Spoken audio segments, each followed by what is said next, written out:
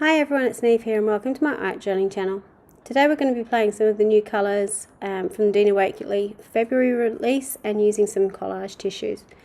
So I'm starting on a denim page, just because I had a spare one.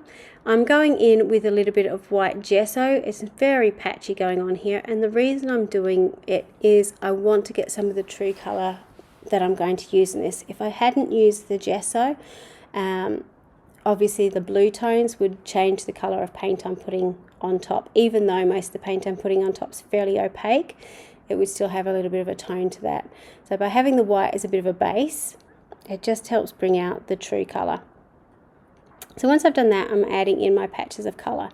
So I'm starting off with this new colour Tangelo, which is a very red-orange colour. But I am watering out a little bit, so it's not as intense as it is if you use it a little bit less diluted. Then I'm mixing in some of the new rouge colour, which again is this lovely pinky red colour. Not a really red, but it's just that really lovely in-between colour. And finally I have got the orchid, which again you can sort of see is that sort of red-purple colour. So purples can sometimes be a really awkward thing to use because, you know, you've got your red purples and you've got your blue purples. This one fits really squarely in the warms range, so it works really well on warm pages. So you can see here where I'm putting a little bit of that Tangelo over, and it's a little bit more intense because I'm not watering it out as much as I have done. So here are the three warm colours from the new range, which I really love, and they work just really well together.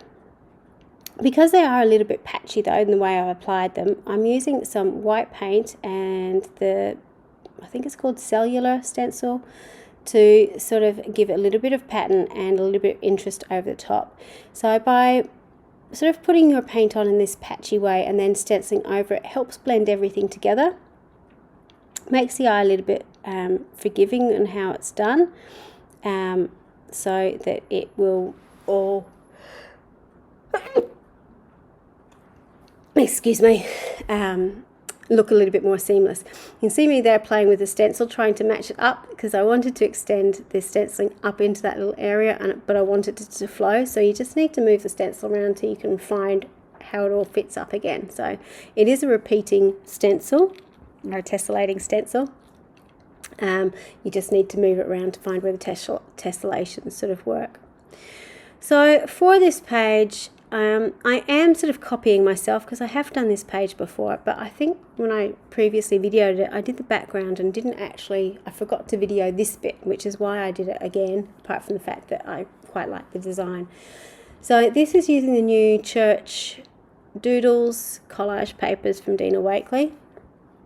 And I'm just cutting out some of these faces. So I really like this set because there are lots of faces, there are lots of different sizes, so you sort of get a bit of bang for your buck.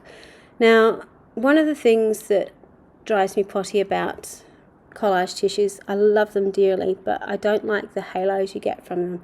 So I do fussy cut them out a lot. And with this design in particular, I really like them, but what I wanted to do was try and find a way to sort of blend them all together so it made sense. So these two images you can see are actually joined together. I just didn't cut them apart, so I left them together, and now I'm cutting in some of these smaller images to fill in the gaps a little bit. So it kind of makes sense, and you've got this flowing row of faces, I suppose, going up the page. So you can sort of see how I'm trying to join them up so they kind of look a little bit seamless and work together somewhat. So I'm also trying to cut out as much of the white space that I don't need as possible so that everything kind of works together. I'm just overlapping and overlapping until I'm happy with how it all looks. So once I was happy with my design, now I'm going in with my gel medium and gluing it down. So you can see I'm putting down a layer of gel medium to begin with, then I am sort of going back in and overlapping my images, and I'm using my brush that I had the gel medium on to blend it all in. Now when the gel medium, and I think this has been a bit of a trick for some people, when the gel medium is wet, you can see it just looks like there's black on the page. You can't see any of the haloing or shadowing from the white paper. When this dries, it will be a little bit more opaque. Not very, you can still definitely see through it, but it doesn't look like sort of a line image on the page, if that makes sense. So don't feel, if you're gluing down your gel medium and you can still see some of the paper, don't think, oh, when other people do it, it looks translucent. When it dries, you will still see some of the paper. Okay, but if you put the gel medium underneath and then do a layer over the top, that really does help. So just make sure you do the 2 coats, one underneath and one on top. Now just to finish it off, I'm going back in. This is a slightly older set of tissues. I think it was the alphabet tissues, and it had a whole heap of mantra statements. So I am full? Couldn't be I am full. I am aware, I am willing. Might be I am full. I was having fun looking at the phrases and seeing what I could use. So obviously I came up with something odd. Because it wasn't quite finished for me though, I want to put on a 4th saying. So I'm actually stamping one out. So I'm just stamping onto some collage tissue. And I've got I am a work in progress, because I thought that really sort of summed up the rest.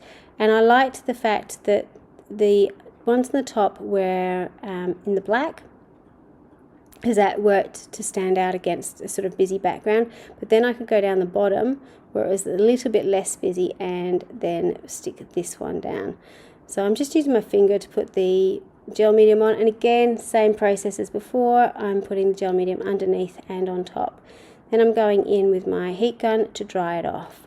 So here is the finished piece. You can sort of see how the tissue blends away, keeping in mind that this was still damp when I took the photo. So you can see at the top where it started to dry that you can still see that tissue. When it dries a little bit more, you can see that. You'll also notice on that last picture that I put in the whites of the eyes just to help pop them out from the background a little bit more. And I find that that works on a lot of faces, just by putting in a little bit of white in around the pupils and the catch-alls in the eye helps pop them out from the background.